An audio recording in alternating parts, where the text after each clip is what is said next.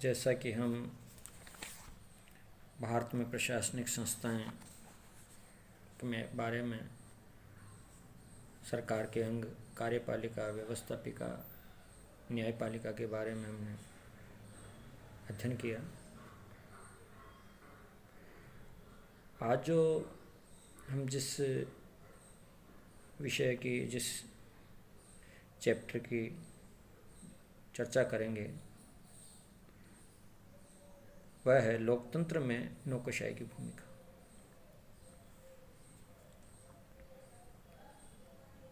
लोकतंत्र में नौकरशाही एक वाहक के रूप में, एक टूल्स के रूप में और नीतियों के क्रियान्वयन में जो सतही और भूमिका योजनाओं का अमली जामा पहनाने का जो कार्य करती है वह नौकरशाही है।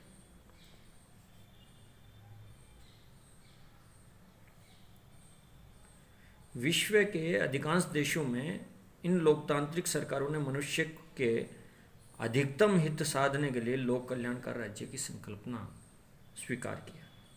उस अवधारणा के आधार पर उन्होंने कार्य किया। लोक कल्याण का यह आदर्श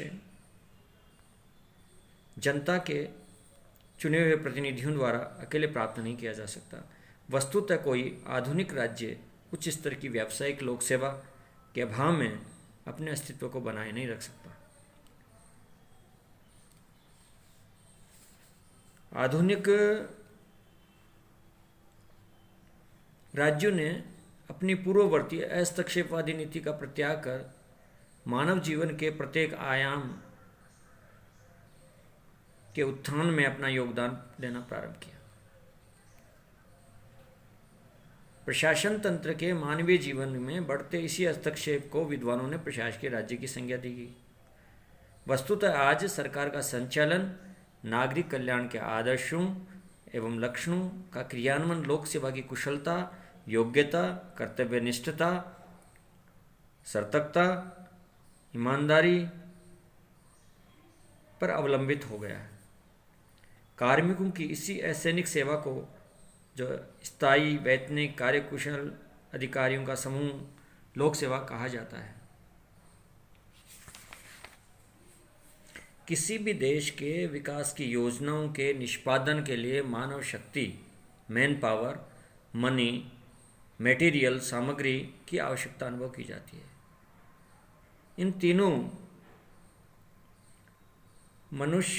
में मनुष्य या मानव शक्ति, मैन पावर, अन्य दो तत्वों की तुलना में किसी भी संगठन की गुणात्मकता को प्रभावित करने में सर्वाधिक सक्षम है। जैसा कि फेरेल हेडी ने अपना मत व्यक्त करते हुए कहा है कि प्रभावी नौकरशाही जिसमें उत्साही और आधुनिक अभिजन हो, प्रगति के लिए एक अनिवार्य पूर्वापेक्षा है। भारत में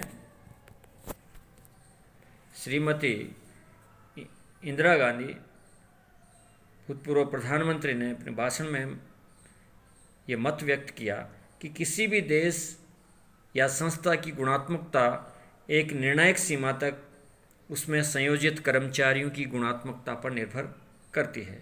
यदि सरकार को जनता के लिए अधिक हितकारी भूमिका निभानी है तो उसके कर्मचारियों को सरकार की नीतियों, कार्यक्रमों के निष्पादन में अधिक गत्यात्मकता, गतिशीलता, सृजनात्मकता, रचनात्मकता की भूमिका का निर्वाह करना होगा।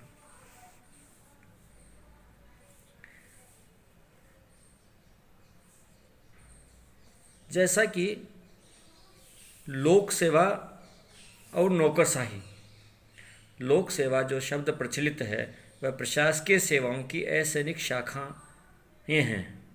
ब्रिटेन में इस शब्द को परिभाषित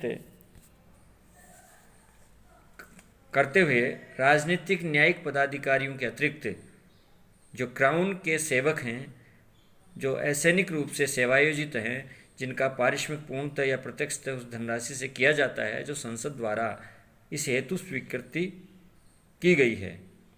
इस परिभाषा से स्पष्ट है कि लोक सेवा में उन लोगों को शामिल नहीं किया जा सकता जो सुरक्षा सेनाओं के सदस्य हैं। हरमन फाइनर ने लोक सेवा के बारे में बताया है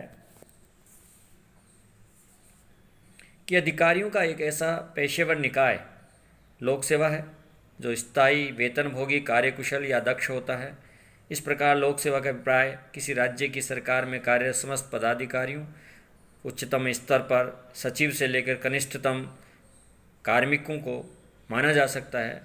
दूसरे शब्दों में यह कहा जा सकता है लोकतांत्रिक तरीके से निर्वाचित प्रतिनिधि नीतियों के निर्माण और निरूपण का कार्य करते हैं, जबकि लोक सेवा इन राजनीतिक नीति निर्माताओं द्वारा विनिर्मित नीतियों और कार्यक्रमों का न केवल निष्पादन करती है अपितु नीति निर्माण के लिए आवश्यक सूचनाएं, आंकड़े उपलब्ध करवाती है। सामान्य जन इसी लोक सेवा को नौकरशाही के नाम से संबोधित करते हैं, किंतु नौकरशाही और लोक सेवा में किंचित तकनीकी अंतर है। नौकरशाही शब्द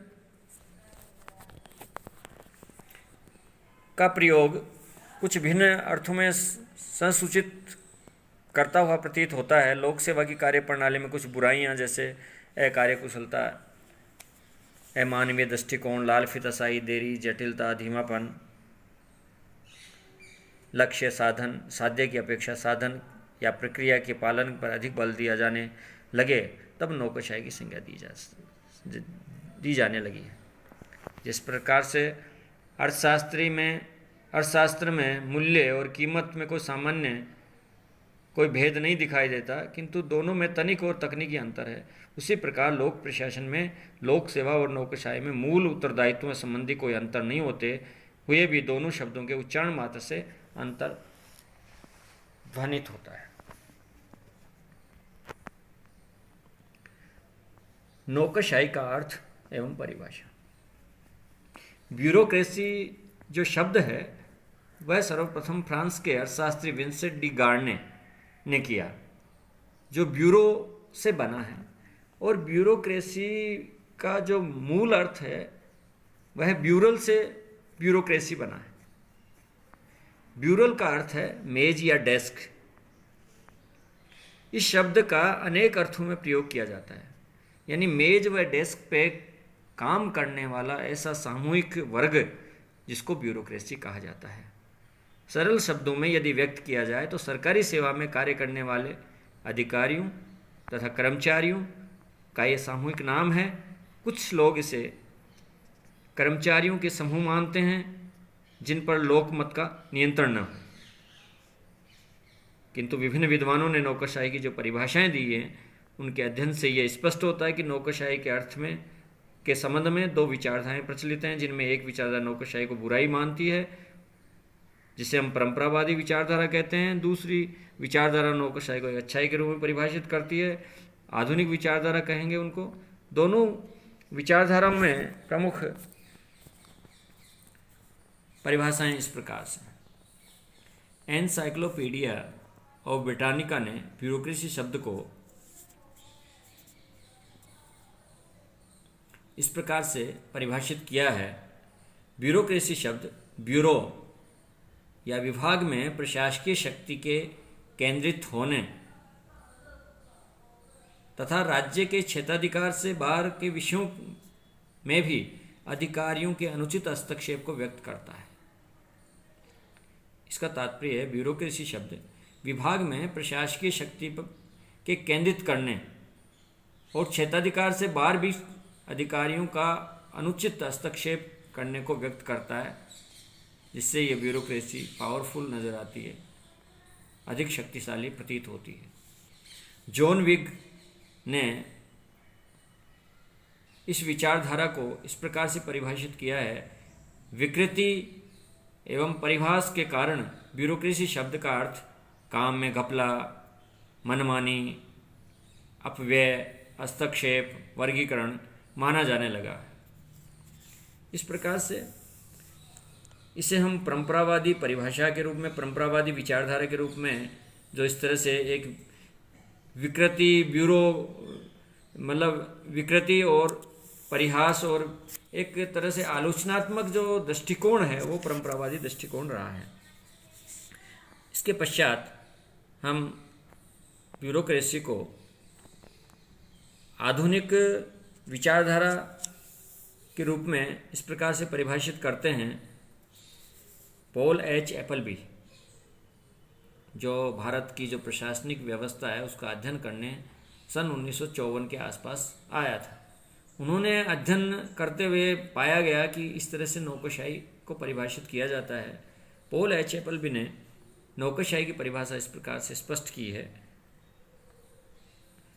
नौकरशाही तकनीकी दृष्टि से कुशल कर्मचारियों का एक व्यावसायिक वर्ग है जिनका संगठन पद सोपान के अनुसार किया जाता है और जो निष्पक्ष होकर राज्य का कार्य करता है।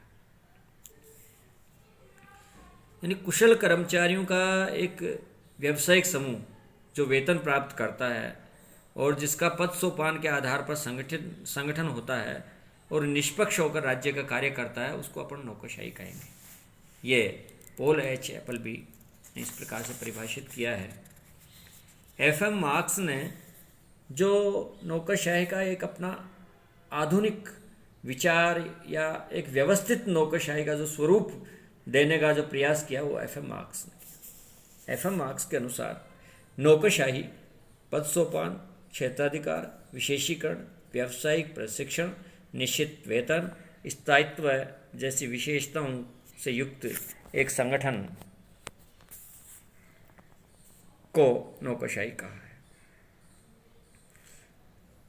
क्योंकि ऐसी नौकरशाही जिसमें पद सोपान हो, क्षेत्राधिकार, विशेषीकरण, व्यावसायिक प्रशिक्षण हो, एक निश्चित स्कूल या एकेडमी में उसका प्रशिक्षण हो, एक निश्चित नियत वेतनमान हो और एक अवधि तक सेवानिवृत्ति जैसे स्थायित्व की गारंटी हो, ऐसा इन विशेषताओं से जो युक्त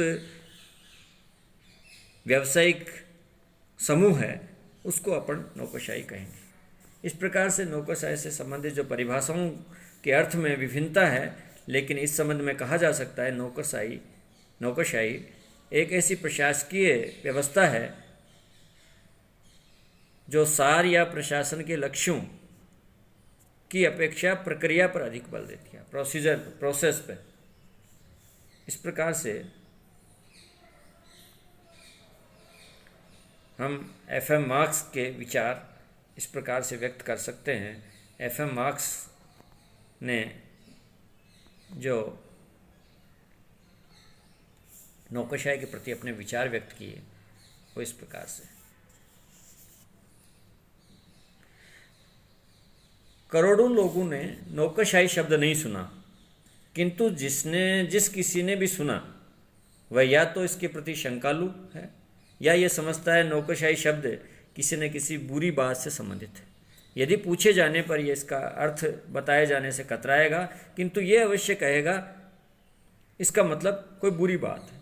जैसा कि हमारे लोक प्रशासन के विद्वान प्रोफेसर कटारिया जी कई बार कहते थे इस ब्यूरोक्रेसी के बारे में, क्योंकि उन्होंने बहुत ज़्यादा समय शेखावाटी में बिताया, तो ब्यूरोक्रेसी का अर्थ वो कई बार अपने विद्यार्थियों से पूछते थे तो विद्यार्थी बताते थे कि बुरा करसी यानी गलत करने वाला ऐसा समूह वो ब्यूरोक्रेसी कहलाता है। यानी एक आलोचनात्मक दृष्टि से बुरा करने वाला या बुरा करसी यानी बुरा करने वाला समूह ब्यूरोक्रेसी कहलाता है। इस प्रकार से एफ.एम. मार्क्स ने नौकरशाही शब्द का प्रयोग 4 अर्थों में उल्लेख किया है। नौकरशाही एक विशेष प्रकार के संगठन के रूप में, जैसा कि नौकरशाही एक ऐसा विशेष प्रकार का संगठन है जो सरकार की नीतियों को क्रियान्वित करने के लिए उत्तरदायित्व है। पिफनर ने इस पर मत व्यक्त करते हुए कहा है, कृत्यों के एक विशेष प्रकार के व्यवस्थित संगठन को जो सामूहिक प्रयत्न के उद्देश्यों को सबसे अधिक प्रभावशाली ढंग से प्राप्त कर सकता है वह नौकरशाही कहलाता है। यानी एक विशेष प्रकार का जो संगठन का जो निर्माण किया जाता है उसको हम उद्देश्य देते हैं। संगठन ये उद्देश्य निर्धारित करेगा, ये टास्क करेगा। ऐसे लक्ष्य निर्धारित करते हुए व्यवस्थित संगठन जो सामूहिक रूप से उस उद्देश्य प्राप्त करने में अपनी पूरी ताकत लगा देगा और उस लक्ष्य को प्राप्त करेगा। ऐसा नौकरशाही एक विशेष प्रकार के संगठन के रूप में कहा जा सकता है। दूसरा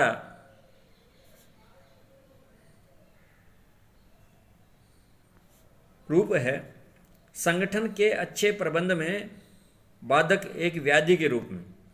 जैसा से एफ एम मार्क्स ने इस प्रकार से व्यक्त किया है। लोस्की और जॉन विग ने नौकरशाही की उन विशेषताओं जिनके कारण नौकरशाही एक व्याधि के रूप में दिखाई देती है का उल्लेख किया। इनमें प्रमुख विशेषताएं हैं जैसे प्रशासन में दैनिक कार्यों पर बल, नियमों की तुलना में लचीलेपन का त्याग, निर्णय में विलंब, मनमानी, अतिव्यय और नवाचार या नवीन प्रयोगों में अनास्था। इस तरह कठोरता, यंत्रवत्ता, अमानवीयता, औपचारिकता, दंभ, आत्मोन्नति, आत्महीनता आदि नौकरशाही के प्रमुख लक्षण माने जाते हैं। इन गुणों अवगुणों के कारण नौकरशाही अच्छे प्रबंध के में एक बाधक के रूप में दिखाई देती है, ऐसा एफ एम मार्क्स का मानना है। तीसरा बिंदु है नौकरशाही बड़े सरकार के रूप में। आज का युग बड़ी संस्थाओं का युग है। सरकार, निगम, व्यापार संघ, कार्मिक संघ, मजदूर संघ, विभिन्न राजनीतिक दल एक विशेष क्षेत्र में कार्यशील है। समस्त प्रशासकीय संगठनों का आकार कदाचित नौकरशाही के कारण बढ़ रहा है। स्वाभाविक है कि बड़ी सरकार, बड़े संगठन के व्यापक उद्देश्यों का कार्यान्वयन करने वाला प्रशासकीय शाखा अर्थात नौकरशाही भी बड़ी होगी। नौकरशाही में अंतर्निहित वृत्तियों के कारण अपना स्वयं का आकार अनियंत्रित होता चला है। यानी नौकरशाही का जो स्वरूप है दिनों दिन बढ़ता जा रहा है और नौकरशाही अपने आप में एक बड़ी सरकार के रूप में कार्य करती है। और जब राष्ट्रपति शासन होता है या राज्यपाल का शासन होता है उस समय तो नौकरशाही को कार्य करना पड़ता है। चीफ सेक्रेटरी है जी चीफ एडमिनिस्ट्रेटर के रूप में काम करता है। इस प्रकार से नौकरशाही एक बड़ी सरकार, चाहे वो सामान्य परिस्थिति हो चाहे आपातकालीन परिस्थिति, पर नौकरशाही का एक अपना संगठन होता है और वो अपनी तरीके से, अपनी कार्यशैली से लोक कल्याण या योजनाओं को की नीति का क्रियान्वयन का दायित्व होने कारण आम आदमी उसी को बड़ी सरकार कहता है, या एक बड़ी सरकार के रूप, सामान्य रूप से बड़ी सरकार के रूप में जो सदैव रहती है। सरकारें, राजनीतिक दल आते हैं, बदलते हैं, सरकारें बदलती रहती हैं, किंतु नौकरशाही वहीं की वहीं रहती है। नौकरशाही का एक अपना जाल है, नौकरशाही का अपना संगठन है। उस प्रकार से नौकरशाही एक बड़ी सरकार के रूप में कार्य करती है। नौकरशाही नागरिक स्वतंत्रता के विरोधी के रूप में चौथा जो स्वरूप है वह है नौकरशाही का जो नागरिक स्वतंत्रता के विरोधी के रूप में बताया है, जिसमें सरकार को ऐसी प्रणाली माना है जिसका नियंत्रण पूर्ण रूपेण अधिकारियों के हाथ में होता है, जिसके कारण सामान्य नागरिकों की स्वतंत्रता भी खतरे में पड़ जाती है। विभिन्न विद्वानों ने नौकरशाही को ऐसे संगठन के रूप में देखा है जिसका उद्देश्य केवल स्वयं की उन्नति करना है, चाहे उसके लिए नागरिक की स्वतंत्रता को हानि क्यों न पहुंचानी पड़े। मतलब नौकरशाही कहीं न कहीं अपने लस्ट ऑफ पावर, शक्ति प्रेम, अपनी विशिष्टता, एक बहुत बड़े यूपीएससी की परीक्षा पास करके एक विशिष्ट दर्जे के व्यक्ति, न कि लोक सेवक होने के नाते कार्य करना है, तो अपने आप को एक विशेष प्रकार का मानना, और जिसमें कहीं न कहीं ऐसा स्वरूप, ऐसा प्रतिमान, ऐसा मॉडल निर्धारित करना कि वह व्यक्ति विशिष्ट है, उसकी कार्यशैली विशिष्ट है, जो उस नागरिक स्वतंत्रता के विरोधी के रूप में काम करती है। आज भी हम किसी कार्यालय में जाते हैं तो ऐसी औपचारिकताएं होती हैं कि व्यक्ति वहाँ तक पहुँचते पहुँचते अपनी बात ही पूरी नहीं कह पाता और अपनी समस्याओं का समाधान नहीं हो पाता। इस प्रकार से जैसा कि भारत में कलेक्टर से मिलना आसान है, हर दिन मिल सकते हैं, किंतु ग्रेट ब्रिटेन, इंग्लैंड में कलेक्टर से मिलना आसान नहीं। 30 दिन तक भी आपका नंबर नहीं, पर 30 दिन के बाद में जिस दिन नंबर आएगा, आपका उस दिन आपकी समस्या का समाधान हो जाएगा, ये गारंटी है। तो कहने का तात्पर्य, आम आदमी अपने कार्य के प्रति जो जागरूकता है या इस तरह का जो स्वरूप निर्धारण है नौकरशाही का, एक अपने आप को एक विशिष्ट दर्जे का, अपने आप को एक अलग समूह में मानने का, चाहे उसमें नागरिक स्वतंत्रता खतरे में पड़ जाए, इस प्रकार से हम एफ एम मार्क्स ने इस प्रकार से 4 स्वरूपों में अपने विचार व्यक्त किए हैं। अब आगे हम चलते हैं नौकरशाही के प्रकार।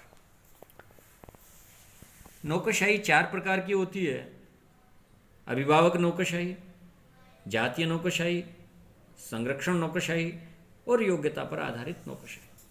जैसा कि एफ एम मार्क्स ने नौकरशाही को 4 श्रेणियों में वर्गीकृत किया है। पहला है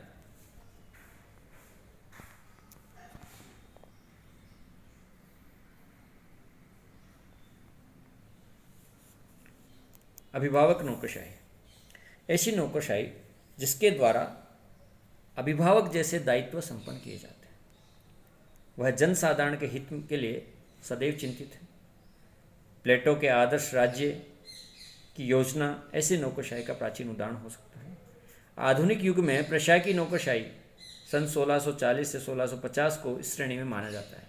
प्रशासकीय इस नौकरशाही में राज्य के हित में समर्पित, एकीकृत, संतुलित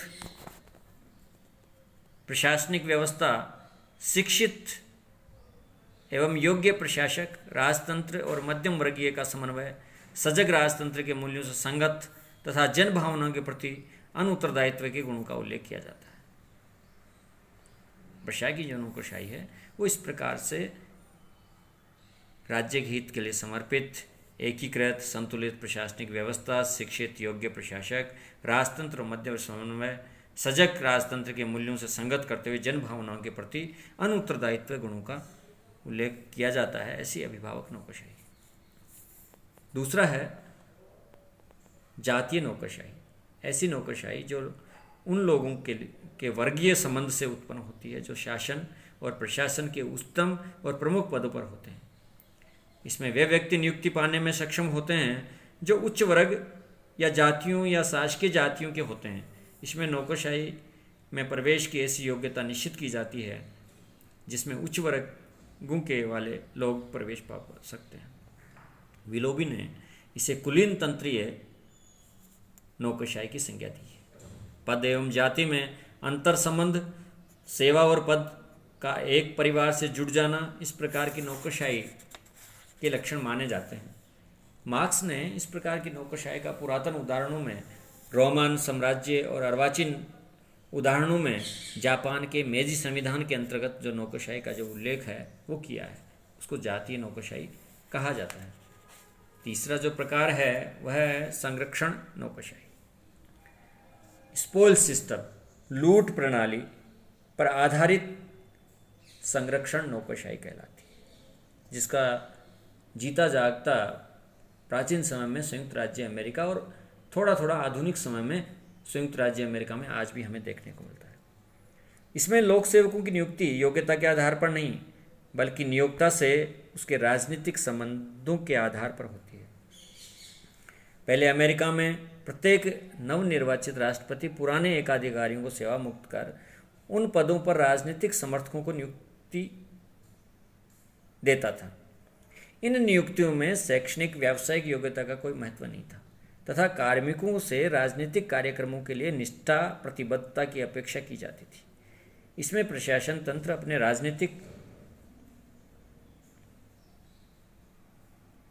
प्रशासन तंत्र और राजनेताओं को प्रसन्न करने का प्रयत्न करता रहता था। इसको संरक्षणवादी नौकरशाही कह लेते हैं। संरक्षण नौकरशाही या पैट्रोनेज ब्यूरोक्रेसी कहलाती है, जिसको स्पोल सिस्टम कहते हैं, जो अमेरिका में देखने को प्राचीन समय मिलती है। किंतु आज भी इसके अवशेष या आज भी राष्ट्रपति अपने मंत्रिमंडल का निर्माण, बड़े प्रशासकीय पदों पर नियुक्ति कहीं न कहीं उस संरक्षण नौकरशाही का या लूट प्रणाली का स्वरूप देखने को मिल सकता है। अगला है नौकरशाही का अंतिम प्रकार, योग्यता पर आधारित नौकरशाही। ऐसी व्यवस्था जिसमें नौकरशाही का स्वरूप है वह योग्यता पर आधारित है। यानी ऐसी व्यवस्था जिसमें नियुक्तियां योग्यता के विशुद्ध आधार पर हो, योग्यता की जांच परीक्षा द्वारा हो, कार्यकाल की सुरक्षा हो जैसा कि सेवानिवृत्ति का, निर्धारित वेतनमान हो, निष्पक्ष कार्य का संचालन हो, संविधान के प्रति निष्ठा आदि का पालन होता हो, उसमें योग्यता पर आधारित नौकरशाही कहा जाएगा। आधुनिक विश्व में अधिकांश लोकतांत्रिक देशों में संरक्षण नौकरशाही के विरुद्ध प्रतिक्रिया स्वरूप इस पद्धति को अपनाया गया जिसे हम योग्यता पर आधारित नौकरशाही कहलाती है। इस प्रकार से आज का इस ब्यूरोक्रेसी में नौकरशाही का अर्थ, परिभाषा, विचारधारा, परंपरागत आधुनिक विचारधारा में किस प्रकार से नौकरशाही को व्यक्त किया है, और दूसरा नौकरशाही के क्या क्या प्रकार हो सकते हैं। धन्यवाद।